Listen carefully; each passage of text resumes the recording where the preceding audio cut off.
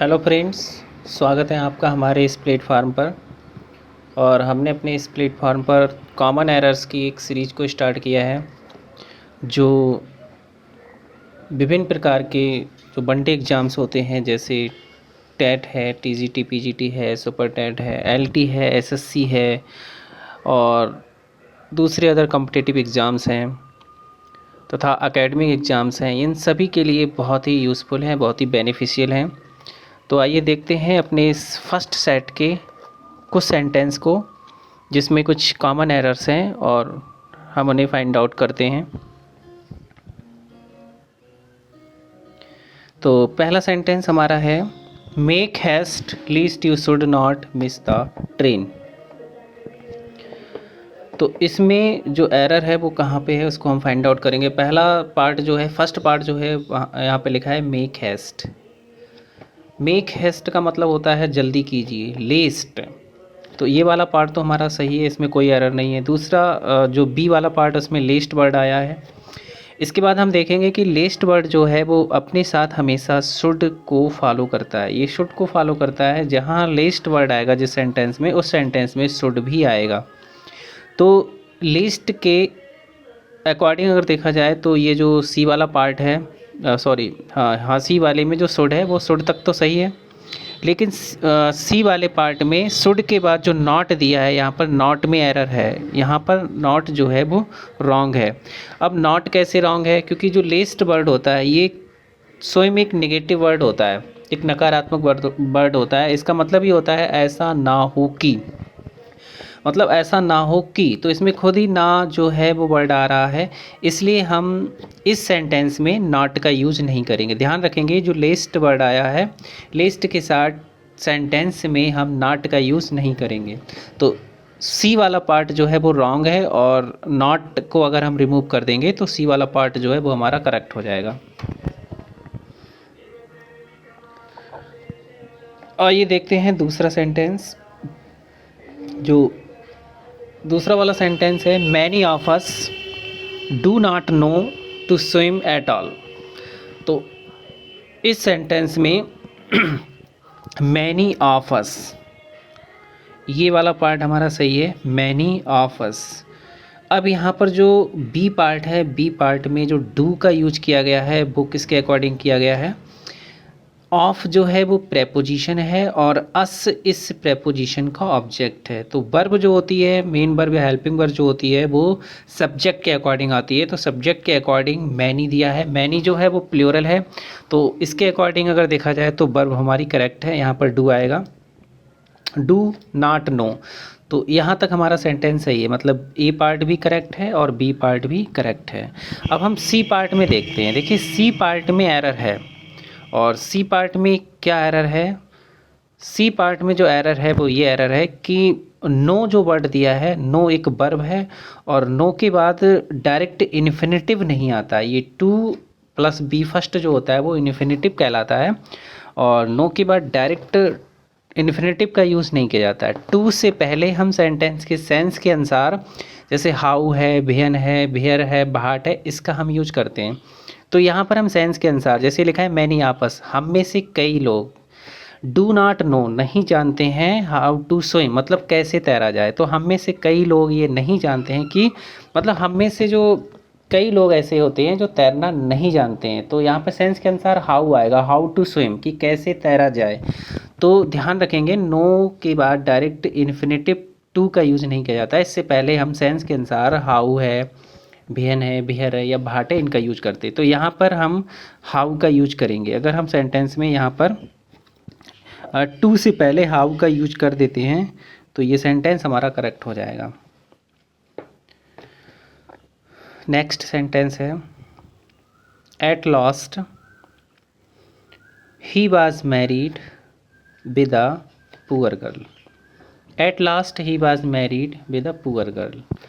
तो यहाँ पर हम देखेंगे, जो फर्स्ट पार्ट है यानी ये वाला जो पार्ट है वो हमारा करेक्ट है, और जो दूसरा पार्ट है he was married, he was married with a poor girl. तो ध्यान रखेंगे, मैरिड के बाद जो प्रीपोजिशन आता है वो टू आएगा। विद नहीं आएगा। और टू किस कंडीशन में आएगा? टू तभी आएगा जब ये सेंटेंस हमारा पैसिव वॉइस में होगा। जैसे ये सेंटेंस ही वाज मैरिड, ये सेंटेंस हमारा पैसिव वॉइस में है। तो जब ये सेंटेंस पैसिव वॉइस में है तो हम मैरिड के बाद प्रेपोजिशन टू का यूज करेंगे। एक कॉन्सेप्ट होता है सब्जेक्ट प्लस टू बी, यानी जो वर्ब टू बी होती हैं, to be subject plus to be plus ये जो मैरिड वर्ड है plus married subject to be और प्लस मैरिड प्लस टू, यहाँ पर टू आता है। तो ये जो बाज है वो टू बी है, इज़ आर एम बाजबर ये जो होते हैं वो टू बी होते हैं। तो ये टू बी है और ही सब्जेक्ट है, इसके बाद मैरिड है। तो मैरिड के बाद यहाँ जो प्रेपोजिशन आएगा वो टू आएगा। और अगर सेंटेंस हमारा एक्टिव वॉइस में है, जैसे अगर दिया हो इस तरह से, अगर सेंटेंस में दिया हो राम मैरिड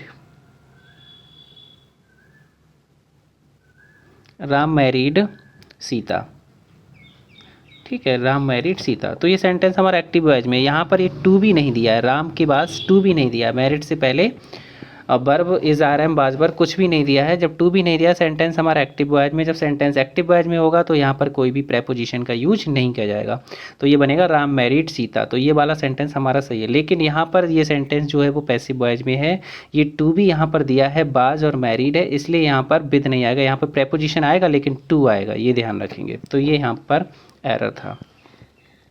और ये लेते हैं नेक्स्ट सेंटेंस। नेक्स्ट है शी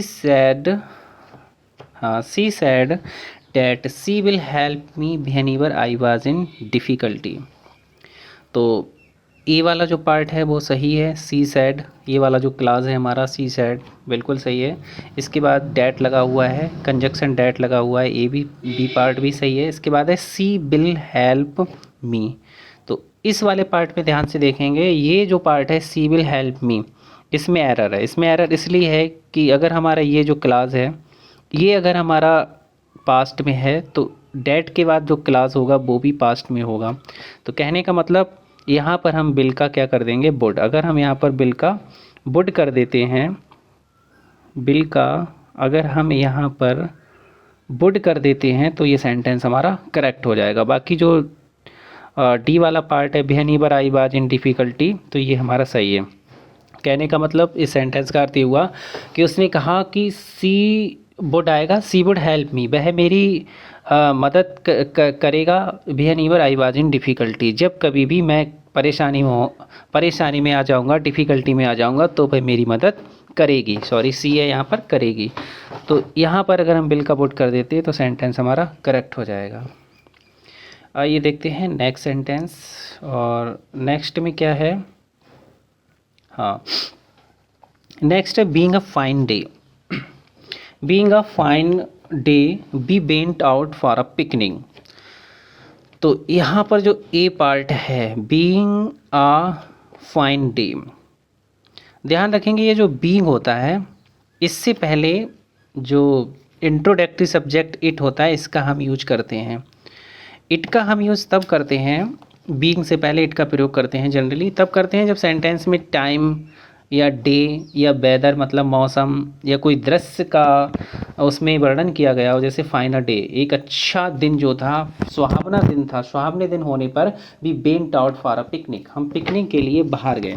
तो यहाँ पर एक मौसम की बात की गई, दिन की बात की गई है। तो जनरली बीइंग से पहले जो इंट्रोडक्टरी सब्जेक्ट होता है इट, उसका यूज किया जाएगा। अगर हम बीइंग से पहले यहाँ पर इट का यूज कर देते हैं तो ये सेंटेंस हमारा करेक्ट हो जाएगा। नेक्स्ट देखते हैं। नेक्स्ट सेंटेंस है many a man have been working under me. तो फर्स्ट पार्ट जो है many a man, many a man, ठीक है। जो मैनी, ये जो मैनी होता है MANY मैनी, और मैनी ए के बाद जो नाउन आता है वो ध्यान रखेंगे वो कैसा आता है, वो कंटेबल नाउन आता है, सिंगुलर कंटेबल नाउन आता है। मैनी ए के बाद जो नाउन आता है वो कंटेबल सिंगुलर नाउन आता है। तो ये ए वाला जो पार्ट है, ए वाला पार्ट हमारा बिल्कुल करेक्ट है। और दूसरा यहाँ पर हम देखते हैं जो हैव यहाँ पर लगा है, हैव बीन। अब ये हैव जो है वो प्लूरल है, और यहाँ पर जो नाउन है, जो हमारा सब्जेक्ट है, जो मेन सब्जेक्ट है, ए मैन जो दिया है, जब ए मैन दिया है तो यहाँ पर जो वर्ब आएगी वो है जाएगी, क्योंकि ये सिंगुलर है तो यहाँ पर हम वर्ब भी सिंगुलर ही यूज करेंगे, तो यहाँ पर क्या आएगा, है जाएगा। अगर हम यहाँ पर हैज कर देंगे तो ये सेंटेंस हमारा करेक्ट हो जाएगा। तो हमारे बी वाले पार्ट में मिस्टेक है। अगर सपोज करिए यहाँ पर ए नहीं होता, सपोज करते हैं हम इस सेंटेंस में, अगर ए नहीं होता, यहाँ पर होता मैनी, तो मैनी के बाद हमें यहाँ जो नाउन है वो भी प्लूरल करना पड़ता। अगर ए नहीं होता यहाँ पर तो हम यहाँ पर करते मैनी मैन, जब मैन कर देते तो यहाँ पर हैव सही होता, लेकिन जब ए दिया है, मैनी ए दिया है, तो यहाँ नाउन भी सिंगुलर आएगा, और यहाँ पर जो वर्ब का यूज करेंगे वो भी हम सिंगुलर ही यूज करेंगे। इसके बाद वर्किंग है, और वर्किंग के बाद जो प्रेपोजिशन है अंडर, ठीक है, अंडर एक प्रेपोजिशन है, और प्रेपोजिशन के बाद जो ऑब्जेक्ट आता है, प्रेपोजिशन के बाद जो प्रोनाउन आता है वो ऑब्जेक्ट केस में आता है। तो ये भी हमारा पार्ट सही है, तो पार्ट हमारा बी वाला रॉन्ग है, और गलती क्या है यहाँ पर, हैज़ वाली मिस्टेक। अगर हैज़ यहाँ कर देते हैं तो सेंटेंस हमारा करेक्ट हो जाएगा। नेक्स्ट है, I told him the story in details. I told him the story in details to make him understand fully. तो पहला जो क्लास है आई टोल्ड, फर्स्ट क्लास में क्या दिया है, I told him the story, I told him the story, ये हमारा फर्स्ट पार्ट है। फर्स्ट पार्ट बिल्कुल करेक्ट है, इसमें कोई भी एरर नहीं है। दूसरा जो पार्ट है इन डिटेल्स, मैंने उसे जो कहानी सुनाई थी वो डिटेल्स में सुनाई थी, ताकि वो टू मेक हिम अंडरस्टैंड, ताकि वो उसको समझ सके, फुली माने अच्छी तरह से, इट फुली इसको अच्छी तरह से क्या कर सके, समझ सके। तो अब देखते हैं एरर कहाँ पे है। तो यहाँ पर ए वाला पार्ट जो है वो सही है, बी वाले पार्ट में एरर है। बी वाले पार्ट में क्या है, जो डिटेल है वो डिटेल से नहीं होता है, इन डिटेल से नहीं होता है। ये इन डिटेल, इसमें एस को अगर हम हटा देते हैं सेंटेंस सही हो जाता है, क्योंकि इन डिटेल ही लिखा जाता है, इन डिटेल्स कभी नहीं लिखा जाता है। इन डिटेल है जैसे इन कन्फ्यूज़न है, इन ट्रबल है मतलब परेशानी में, इन डेंजर खतरे में, या इन डेप्ट कर्जे में। तो इस तरह के जो कुछ इडियोमैटिक यूज़ होते हैं, इडियोमैटिक जो फ्रेज़ होते हैं, इनमें कभी एस का यूज़ नहीं करते हैं। ये इन डिटेल्स जो है वो इडियोमैटिक एक फ्रेज़ है, और इसमें हम एस का यूज़ नहीं करेंगे। जैसे इन डेंजर्स भी नहीं करेंगे, इन ट्रेवल्स भी नहीं करेंगे, इन कन्फ्यूज़न्स भी नहीं करेंगे, एस नहीं लगेगा, सिंगुलर ही रहेगा। और ना ही इनसे पहले हम किसी आर्टिकल्स का यूज करेंगे, ऐसा भी नहीं कर सकते हम इन अ डिटेल या इन अ डेंजर या इन अ ट्रेवल या इन अ कन्फ्यूजन, ये भी रॉन्ग हो जाएगा। तो हम केवल इन डिटेल करेंगे, या इन कन्फ्यूज़न लिखेंगे, या इन ट्रेवल लिखेंगे, या इन डेंजर लिखेंगे। तो यहाँ पर एस वाली मिस्टेक है, एस को अगर हम हटा देंगे सेंटेंस हमारा करेक्ट हो जाएगा। तो आइए देखते हैं नेक्स्ट सेंटेंस। नेक्स्ट है, cattles were grazing in the meadows near our farm. Cattles का मतलब होता है मवेशी, जो जानवरों का एक झुंड होता है, इज कॉल्ड कैटल्स, वो कैटल्स कहलाता है। तो कैटल्स, पहली बात तो जो कैटल्स होता है वो हमेशा प्लूरल में ही यूज किया जाता है, प्लूरल नाउन होता है, बहुवचन होता है। तो इसके अकॉर्डिंग अगर देखा जाए तो यहाँ जो वर्ब है वो सही है, वर ग्रेजिंग है, तो यहाँ कोई मिस्टेक नहीं है। ठीक है, इसके बाद है इन द मेडास, कहाँ चर रहे थे, जो चरगाह था वहाँ पर मेडास जो था वहाँ पर चर रहे थे। नियर आवर फार्म, हमारा जो फार्म था वहाँ पर चर रहे थे। तो ये भी सही है और ये भी सही है, चरगाह में चर रहे थे, ये भी सही है। नियर आवर फार्म, ये भी सही है, इसमें भी कोई एरर नहीं है। तो एरर जो है कैटल, ये कैटल जो होता है वो हमेशा ऐसे ही लिखा जाता है, CATTLE लिखा जाता है, इसमें कभी भी हम एस का यूज नहीं करते हैं। ये प्लूरल में तो यूज किया जाता है, बहुवचन में यूज किया जाता है, लेकिन इसमें कभी भी एस का यूज नहीं करते हैं। यही होता है कैटल, इसी का मतलब होता है मवेशी, जानवरों का जो एक झुंड होता है, एक ग्रुप होता है, उसको कैटल कहते हैं। तो अगर हम सेंटेंस में कर देते हैं द कैटल, एस नहीं लगेगा और कैटल से पहले दा लगा देंगे, डेफिनेट आर्टिकल दा का यूज कर देंगे, सेंटेंस हमारा करेक्ट हो जाएगा। तो हो जाएगा the cattle were grazing in the meadows near our farm. अब नेक्स्ट है you are really senior than me in age. You are really senior than me in age. अब देखते हैं इसमें क्या एरर है।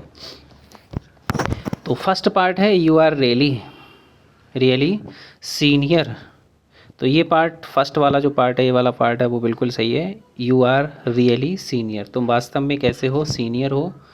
देन मी, मुझसे सीनियर हो। तो अब यहाँ पर क्या एरर है। पहली बात तो जो जितने भी आई ओ आर पर जो वर्ड समाप्त होते हैं उनके बाद टू का यूज किया जाता है, ठीक है। उनके बाद प्रेपोजिशन टू का यूज किया जाता है, जैसे सीनियर है, इन्फेरियर है, एंट्रियर है और पोस्ट्रियर है, जूनियर है, सुपरियर है। ये कुछ ऐसे वर्ड्स होते हैं जिनके बाद हमेशा टू का यूज किया जाता है, देन का यूज़ नहीं किया जाता है। तो पहली बात तो यहाँ पर टू का एरर है, टू की गलती। यहाँ पर हम देन के स्थान पे क्या कर देंगे, टू को कर देंगे, ठीक है। टू के बाद जो मी है वो सही है, क्योंकि टू एक प्रेपोजिशन है। प्रेपोजिशन अपने साथ ऑब्जेक्ट केस लेता है, तो मी सही है यहाँ पर। इसके बाद है इन एज, ये भी सही है। तो एरर कहाँ पर है, देन के स्थान पर अगर टू कर देंगे सेंटेंस करेक्ट हो जाएगा। इसके बाद जो नेक्स्ट है वो है his car is more bigger than that of any of us. तो हिज कार इज़ मोर बिगर, उसकी जो कार है वो कैसी है, बिगर है, बड़ी है। तो यहाँ पर देखेंगे ये भी कंपैरेटिव है और ये वाला भी कंपैरेटिव है। तो किसी भी सेंटेंस में डबल कंपैरेटिव का दोष नहीं आना चाहिए। इसमें डबल कंपैरेटिव दे दिया या तो मोर भी दे दिया, बिगर भी दे दिया, तो हमें यहाँ पर मोर को हटाना पड़ेगा। केवल यहाँ हमें क्या करना पड़ेगा, bigger. His car is bigger than that of any of us. तो अगर मोर को हटा देंगे तो सेंटेंस हमारा करेक्ट हो जाएगा। तो his car is bigger than that of any of अस, यहाँ तक हमारा सेंटेंस सही है। इसके बाद नेक्स्ट सेंटेंस है yesterday I met an old friend when I am going to the market। कल मैं अपने एक पुराने मित्र से मिला था when I am going to the market, जब मैं बाज़ार को जा रहा था। अब कहाँ पे एरर है, देखिए पहला सेंटेंस जो है yesterday I met an old friend, तो ये सेंटेंस जो है ए वाला जो पार्ट है वो तो है पास्ट इंडेफिनिट में, मतलब फर्स्ट क्लास हमारा जो है वो है पास्ट इंडेफिनिट में, और जो दूसरा क्लॉज है वो हमारा है कंटिन्यूस में। लेकिन ध्यान रखेंगे कि जब पहला क्लॉज हमारा पास्ट इंडेफिनिट में है, पास्ट में है, तो दूसरा क्लॉज भी पास्ट में होना ही चाहिए। तो दूसरा क्लॉज भी पास्ट में होगा। तो एरर कहाँ पे है, एम के स्थान पे यहाँ पर क्या होगा, बाज होगा। यहाँ पर एम के स्थान पे क्या होगा, बाज होगा।